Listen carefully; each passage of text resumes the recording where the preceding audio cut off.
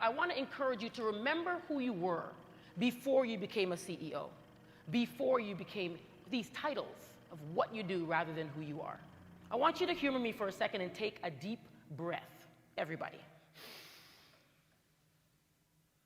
And release. Could you imagine if that were your last breath? November 7th, 2014. Today marks 1 year since I tried to end this life of mine. It's crazy how much has changed in those 365 days. Now I notice how colorful the trees are, how blue the sky is, how many shapes a cloud can be, how breathtaking a sunset is, how beautiful the stream next door sounds, how vivid a dream can be, and how loved I am by the people that mean the most to me. School almost robbed me of the understanding that the world is full of wonder. There's more to life than my grades, and they actually aren't going to dictate how the rest of my life goes. There's a whole sea of knowledge outside of school. There are so many ways to think about and approach real life, most of which I would never be taught about in school. So now I really have to think about this "what do you want to be when you grow up" question, since I'm alive and plan to be for quite some time, LOL. I don't have a super clear answer yet, but I can think about what I want my adult lifestyle to be like, and maybe that will give me some direction. For starters, I want to wake up every morning feeling excited about the day. I want to be able to feel happy most of the time, not just on the weekends. I want to be passionate about and feel engaged in whatever I do. I want to have the money and freedom to be able to travel and go wherever I want. I want to be surrounded by pleasant people at work. I want my environment to be peaceful. I want to make a lot of money, but I don't want to be working too much.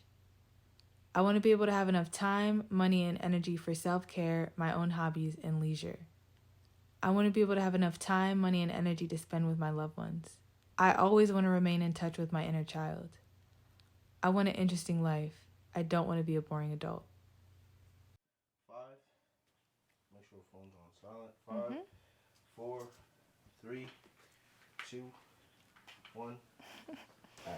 I was at that point, like my first experience made me like scared of sex. So, yeah, like really? Of like wanting to continue to explore more, to the point where I was just like, yeah, no, this is scary. I don't like this.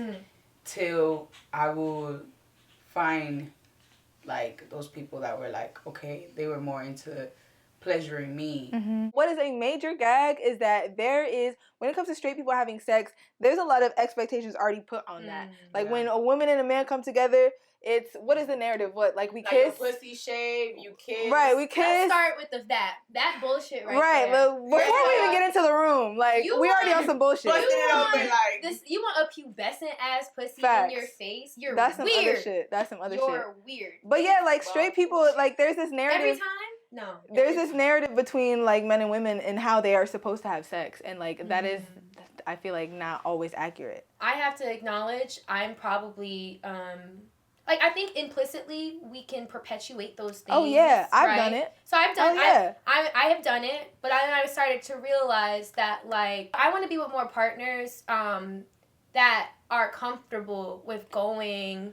You know, trying different things, whatever. I like personally, and there's this really fucked up conversation surrounding bisexual men, right? Where you know, it's like, oh, you just gay. Like, no, there are bisexual men. I personally would prefer I mean, if that's what it takes, I guess. But then it shouldn't. You know what I'm saying? Right. You shouldn't have to like be queer to like know how to please a woman. You know what I'm saying? Or know how to please. Queer to explore your body. Right. There's a lot to unpack as far as how people are expected to show up during sex. And so I feel like that is an important step in moving forward, is unpacking the shit that we've all been socialized to believe when it comes to sex.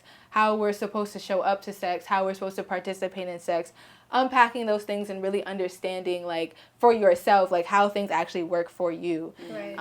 Just will make it easier for you to actually like show up to sex more authentically, and also like be able to meet your partner halfway, open up the lines of communication and shit like that. Women have largely been socialized to not like engage in sex, talk about sex, invite sex into their lives. So it's like it seems as like sinful. Right. Like, you have sex? Right. Yet everything about sex is concentrated on women. Right. So there's this general stigma, I would say, around masturbation, but especially when it comes to women, like there's definitely the stigma like with women masturbating. And so just like there's an orgasm gap, there also is a gap statistically in like how many women say that they masturbate versus how many men say that they masturbate. So there's just a lot to unpack. If only y'all understood what I'm dealing with right now. Okay. Is this going to be my solution to my problems? Let's see. Okay, y'all, guess what? So back in 2021, it was March of 2021. I was standing in this very exact spot with my little, Dominican Republic flag bikini on or whatever. And I was talking to the camera about how, about how I just moved to Atlanta and, the things that I have accomplished so far and my goals lying ahead of me. And I was talking about how, moving here, I had a lot of self-doubt where I'm like, damn, what if I do this thing and I'm on the brink of death and I'm like about to die and like, go broke or whatever. But that video was filmed on my iPhone and it was filmed in portrait mode and not in landscape. If I put this shit here, it's gonna look goofy as fuck. Basically what I was trying to get across was that, I'm barely in this bitch. But I'm still in this bitch. And there's so much left for me to like be in this bitch. You feel what I'm saying? Ooh, this look good, yeah. Whoa. It's your boy! I'm about to pass through Utah for the first time ever and just see a whole bunch of beautiful landscapes that I've never seen in my life. And I'm just really excited for this journey lying ahead of me. With this move in particular, I feel very ready and very prepared. The last time I made a move, I moved out of my mom's house to Atlanta and to my own crib. And while I was also really excited, I was also feeling a lot of like anxiety and nervousness about, about the possibility of failure. But this time around, I'm very ready. I'm not nervous about shit, my nigga. I am ready, bro. The East Coast is a wrap. Oh my God. When it comes to the porn industry, the East Coast is amateur hour. Like, the best that the East Coast has is Miami. And even then. So, I mean, really, I'm very ready and prepared to move up and move on to the West Coast and to be in a city in which there is actually a professional industry for me to engage with.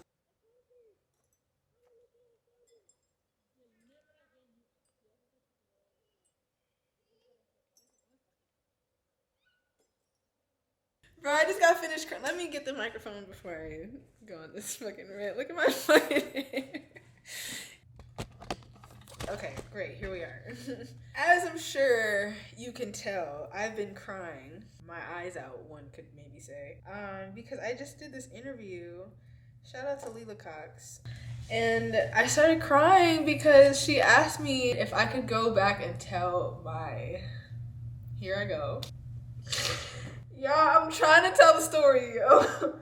Okay. Let's try that again. If I could go back and talk to my younger self, what would I tell my younger self? I told her that I would tell my younger...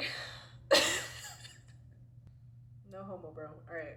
I would tell my younger self that everything is gonna be fine. Like, you don't have to tweak about shit. Cause I was a very much so existential crisis child. I was like, bro, school is not it. I don't fuck with none of this shit. Right? In school, they teach you that if you're not good at school, you're gonna fail at life. Like, you're gonna fail and die. Like... So I'm like, okay, well, damn, like, I guess I'm gonna fail and die. So, like, I would go back in time and tell little me that I'm gonna be perfectly fine and my life is cool as fuck. And the fact that, like, it actually turned out cool as fuck. Oh, God, this shit is like a movie every fucking day. Like, I'm not saying that my life is perfect and my job is perfect and everything, but it's like, it's a journey and an adventure and an experience that I wouldn't trade for the world, and it's only getting better. Like, I'm in my fucking college dropout era. Like, I haven't even dropped my debut album. Cold beer on a Friday night, pair of jeans that fit just right, and the radio.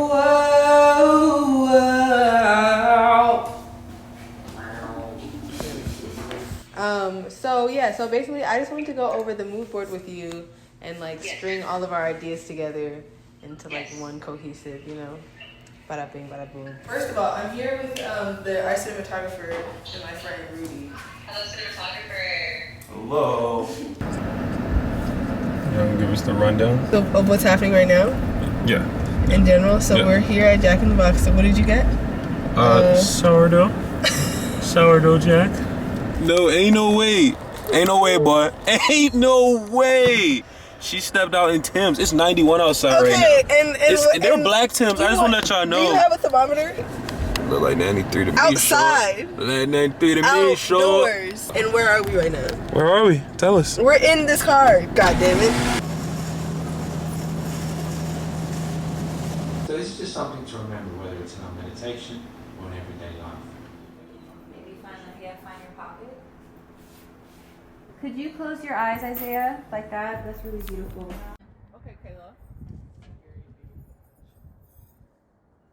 Let's have you here. And now you're looking at each other. And Mark.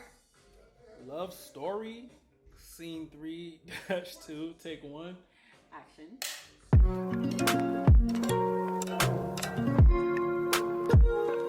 If I introduce you to my friend as wifey and you're like, nah, but she's a slut. Like, okay, but she's still wifey. That's the whole point. That's how I introduced you.